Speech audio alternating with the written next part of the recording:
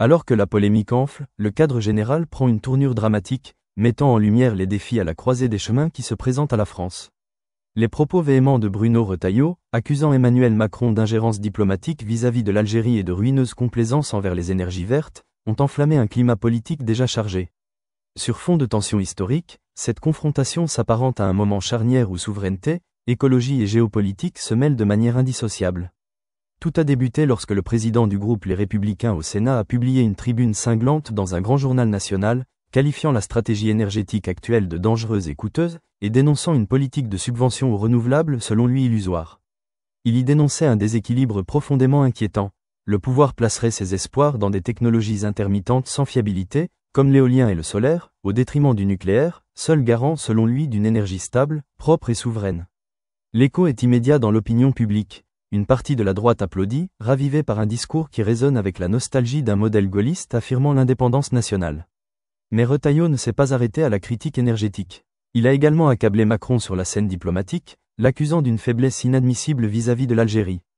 Il évoquait une forme de capitulation silencieuse, aide financière, concessions économiques, discours public mesuré, autant d'éléments perçus comme l'expression d'une France peu soucieuse de préserver sa position face à un État influent. L'opposition accuse l'exécutif de céder sur presque tous les fronts, tandis que le président est stigmatisé comme trop conciliant, à la limite de l'abandon de souveraineté. La réponse d'Emmanuel Macron ne s'est pas fait attendre.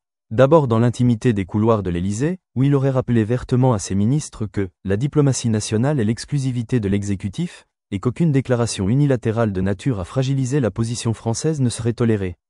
Puis publiquement, lors d'un déplacement en province, il a caractérisé les propos tenus par Retailleau comme des « commentaires irresponsables, manquant de vision et éloignés de la réalité ». Il a tenu à défendre bec et ongle la politique énergétique menée, une synergie équilibrée entre nucléaire et renouvelable, nécessaire à la fois à l'atteinte des objectifs climatiques et à la sécurité énergétique.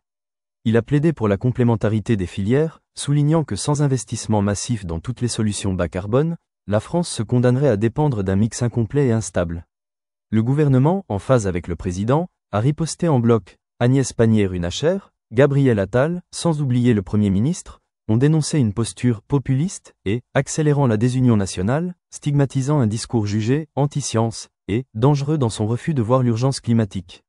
Dans les rangs de la majorité, certains conseillers redoutent que l'agitation politique vienne parasiter l'examen imminent de la loi de programmation énergétique, qui s'annonce déjà comme un moment clé pour la trajectoire carbone française. À Alger, la tempête est perceptible. Les médias consacrent des analyses approfondies à cette affaire, rédigeant des éditoriaux affirmant que la France, sous couvert d'un débat interne, tente encore de discipliner son ancien protégé. Dans la rue et sur les réseaux, le terme « ingérence » revient comme un leitmotiv, faisant ressurgir la mémoire sensible des relations postcoloniales. Même parmi les voix modérées, on s'accorde à dire que pareille déclaration menace d'éroder la confiance institutionnelle et l'élan d'un rapprochement économique entamé au cours des derniers mois. Face à la crise, Emmanuel Macron adopte une posture résolument proactive. Il engage un contact direct avec son homologue algérien, effectue un communiqué officiel précisant que les propos de Retailleau ne sauraient engager la France, et annonce une série de mesures diplomatiques destinées à apaiser les tensions. Visites ministérielles, projets de coopération concrets dans les domaines de l'éducation, de l'énergie et de la santé, préparation d'un direct link algéro-parisien pour les échanges économiques. Il souhaite ainsi réaffirmer un partenariat fondé sur le respect mutuel et prévenir toute érosion de la relation stratégique bilatérale. Le discours présidentiel, quant à lui, est fort. Il martèle que la souveraineté énergétique ne peut se concevoir sans démocratie du débat scientifique. Le nucléaire y figura comme un pilier essentiel, mais pas exclusif. Il le présente comme la colonne vertébrale d'un bouquet énergétique renforcé, complété par le solaire, l'éolien, l'hydrogène et la maîtrise de la demande via l'efficacité. Il insiste sur la compatibilité entre ambition écologique et affirmation de l'indépendance nationale. On ne peut pas choisir entre climat et souveraineté, affirme-t-il, on doit armer la France des deux. L'opposition, loin de fléchir, redouble de véhémence.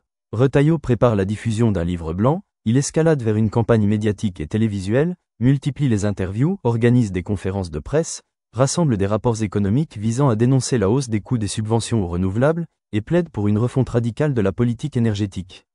L'idée est claire, capitaliser sur une insatisfaction réelle de certaines régions, ministères de l'industrie et groupes énergétiques, pour créer un mouvement parlementaire visant à torpiller la loi. À l'Assemblée, les débats à l'occasion des questions gouvernementales sombrent dans l'affrontement frontal.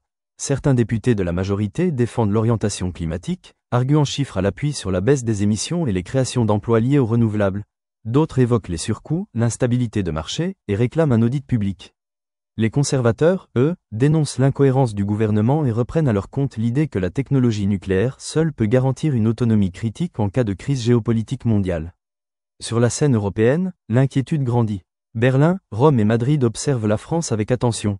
Si le débat vire à la remise en cause des engagements climatiques, c'est toute la coordination européenne qui peut en pâtir. La Commission européenne presse Paris de clarifier sa position, craignant qu'un désengagement stratégique ne ruine l'élan du Green Deal. Pour l'instant, Bruxelles adopte une posture diplomatique prudente, tout en envoyant des émissaires techniques pour faire le point sur les calendriers des projets français, assurant que la porte reste ouverte à une France moteur du changement.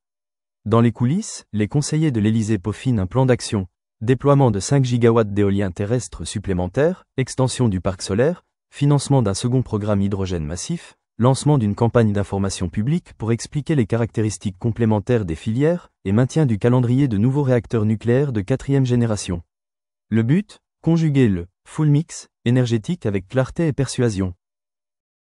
En parallèle, des initiatives diplomatiques sont lancées. Une délégation mixte franco-algérienne est en cours de constitution, chargée d'explorer un partenariat de développement des sources renouvelables en Algérie, avec transfert de technologies, formation, équipements et réseaux.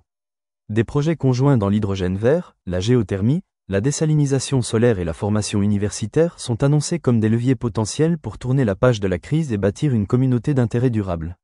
Malgré tous les efforts, la fracture reste profonde. Les voix sceptiques persistent, les collectifs parlementaires nourrissent un climat de suspicion, les organisations non gouvernementales s'inquiètent de la lenteur des transitions, et certains diplomates algériens expriment toujours des doutes quant à la sincérité de l'offre de partenariat. Le passé colonial, les mémoires blessées, la peur d'un néo-paternalisme français, autant d'obstacles émotionnels, historiques et politiques à surmonter. Emmanuel Macron, selon des confidences à l'Élysée, est résolu à sortir renforcé de cet épisode. Il estime que la confrontation avec Retailleau est à la fois un défi et une opportunité. Prouver à ses concitoyens qu'on peut compatibiliser écologie et souveraineté, convaincre les Européens que la France est prête à être le moteur d'une renaissance énergétique, rassurer Alger en traduisant enfin la bonne volonté en actes concrets. Dans les jours et semaines à venir, plusieurs annonces sont attendues.